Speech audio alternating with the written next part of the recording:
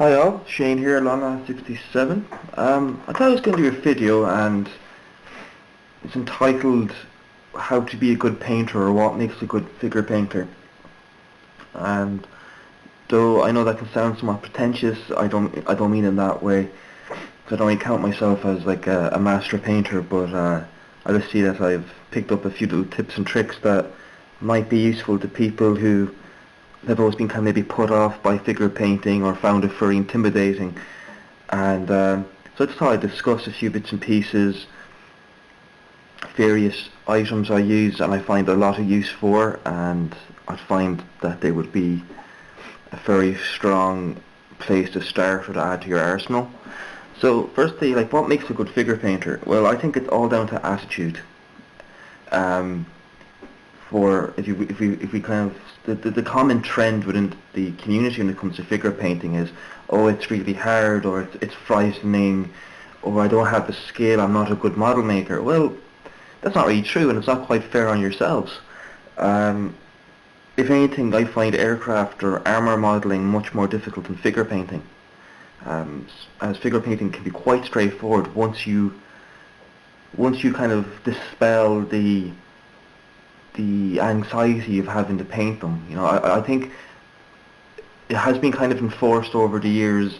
I don't know really how or by who, because no one's ever really said that there's anything special about figure painting or anything like that. But I think it's just because it's quite small detail. It's organic, if you get me. You're painting a person rather than a vehicle. You deal with flesh tones, which can be, I wouldn't say flesh tones are very difficult, but they do require a little bit of attention, and it can kind of put people off. So, like, in my mind, what makes a good figure painter is attitude. It's simple attitude, that you're not frightened to experiment, that you're not scared to experiment and make mistakes, because making mistakes is important. You know, like, you're not going, it's just like anyone. You know, we're not going to get master quality the first time we do it. It's like, and like myself, everyone included, that, you know, we need to kind of experiment, understand how to use our tools around us, kind of build up. It's a marathon. You know, after a couple of models, a couple of figure projects, you'll actually see an immediate improvement in your skills. So I think a good place to start is your brushes. So if you really are interested in figure painting and you both wanted to improve your skills and want to really dive into this discipline of the hobby, your brushes are important. For the last about a year, I've been using Cotman's from Winsor and Newton range. They're a little bit expensive, but they are very good and they hold up very well. And up until then, I was using unbranded brushes. These are synthetic. I tend to use synthetic. I'm used to synthetic. Yes, natural hair, horsehair, or wherever the hell they're made out of, does tend to be, from what is from like the popular notion, is it's better than synthetic. Excuse me. However, I haven't really experimented that much with natural hair brushes, just because they're very expensive. These are normally about €4 to €5 a brush, and that's kind of as much I can really afford, so I'm not going to go any higher than that. So work within your budgets. Synthetics are good, and I would say stick to what you know. So if you're going to be jumping with different brushes, I recommend you master each one and then move on to the next. In that case, then it's just almost like someone's like a sniper or a shooter. You try to keep everything consistent, and that will help your painting. So brushes I tend to use. I also experiment a lot with the Vallejo or these MIGs. Vallejo brushes are pretty good. AK brushes are very good. They're cheap. They do wear out after a week or two, but they aren't bad, and you can buy them in bulk. These are some of the on-branded brushes I used to get. These are called creative brushes. Pretty good. Now this has kind of gone past its use. I use this for weathering now. So once I lose the fine points, I don't throw them out. I just put them into another container beside my detail painting brushes, and I use them for weathering. Main brushes I use, so for blocking, which is just painting in the main colours, I use number 3s and 4s. However, number 2s can work quite well as well. For detail painting, such as belt buckles and other type of things like that, I use the zeros. Normally use a long bristled one, just so I can get in and do some. I can get into tight areas. And then for very fine detail, I tend just to use a double zero. So you can see it's a very fine point. And then for really ridiculous stuff, because I tend to work a lot on very small scale too, I have a quadruple zero. It's tiny, so that'd be very good for doing eyes if you wish to. But I just tend to use, it's normally a 4, 2, and then double zero are the ones I tend to use the most. So again, and then you'll find how to operate. Like, it's like you say, oh, I have a shake in my hand. Well, the easiest way to get around that is to brace. So I'm left-handed, so I'll have my right hand holding the subject. So for example, we'll take this guy here, this Roman. So I'll have my right hand holding it, and the base of my right hand firmly planted to my workbench. It's also ironically the same way you hold the foregrip of a Steyr rifle, ironically.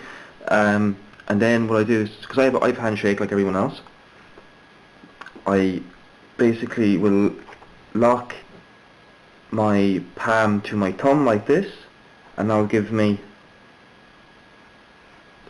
me a very stable platform. And then the trick is not to tense your hands. Keep them relaxed, and just kind of, because if you're tensed, your muscles will begin to shake and quake because of the acid you're building up in them. So nice and relaxed. You know, find something that works for you. That's just how I do it. You'll very quickly, after a few figures, or even just a few minutes painting, you'll begin to chop and change. So that's just a quick little thing there. Also, your paints. Know your paints. So I tend to use 3 main brands of paint, or 3 types of paint. They're all acrylic, but they're 3 brands. So I tend to use model color. Again, Fleho. Fleho will be the main colors I always use, because again, I'm used to them. So once you're comfortable with a paint, you know what I mean, and it works for you, stick to it. I also use Fleho Game Color, which I forgot to take out. Fleho Model Color, which is very good for brush painting because it's somewhat thinned. For certain colors I use Citadel, which are the GW paints, especially their washes, which are very good. And then for doing kind of, very rarely I use these on figures, but I do use them every now and then. I use oils. I believe Hamilcar uses them more than I, so I believe he's done a few videos on painting figures with oils. I just haven't. I prefer acrylics because they set a bit quicker, but for doing kind of washes and some weathering, oils can be quite advantageous. Other little thing they need to have would be a pipette. You buy these very cheap being a chemist, just for mixing, just for watering down your paints, so you can kind of have consistency. I think the most important thing is consistency. A pin vise is also a very handy tool for figure painting, especially too. You can drill into the foot of your subject, and you have a handle to work on. Same can be said for clothes pegs. You know, you can glue a piece of sprue to the foot of the model, and then pin it and hold it with your clips. I don't really tend to use them that much for that though, because they're a little bit too strong. Masking tape, always a good thing, especially if you're doing a bit of spray work, which I'll talk about airbrushing figures in another one. I'll come back into more detail about paints later on as well. Good primer. I used a primer that shall not be named. I love my Vallejo black primer, has never ever let me down. I know some people have had issues with it, but I think they've sorted out their formula. Again, I use Vallejo matte varnish.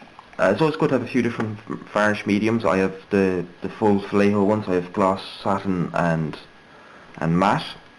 all good for different effects and good at different things. So again, I'll come back to another video and talk about that.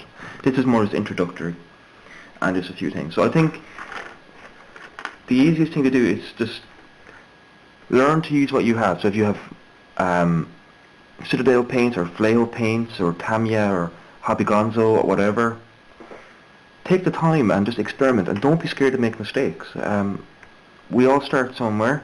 We all make mistakes. Sure, I still butcher figures every now and then. You know, even though I do tutorials, you don't see the outtakes, and I have to bin a few models after ruining them in experiments. So figure painting isn't that difficult.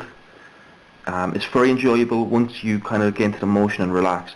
I think that just the two biggest things to remember is, one, have a bit of faith in yourselves. Don't be putting yourselves down, and just enjoy it. Just enjoy it. Don't be scared to make mistakes. It's all there for learning, and it's very, very. I find when you do your first figure that you're very proud of, it's very rewarding, and also too, it's something that we often tend to sidestep in armour modelling, especially, and aircraft modelling, is that we focus all our energy into painting the armour or the tank or the aircraft very, very well, and then we don't do the same for the figure. And then the figure, a lot of people, you have to understand that I always find that the figure draws more attention often than the tank, because the figure is the human connection to the vehicle, and I feel that they should always be in power. There shouldn't be like the arm. Oh, I'm an armour modeler, so my figure painting. No, I don't think there should be any real difference or differentiation between an armour modeler, an aircraft modeler, and a figure modeler. They should be all the same. Now that's just my take on that. Again, you might not agree with me. That's fine, absolutely fine. But I always find that it's very beneficial to be able to do all of them, because it helps bring the very best out in your piece and your work. Again, in my opinion. Now, if you don't agree with me and think I'm talking out my arse, not to worry. So I'm going to do a few more videos, and I'll talk in detail in paints, talk in detail on various other products I use for effects and stuff I've been using for years and has done me quite well.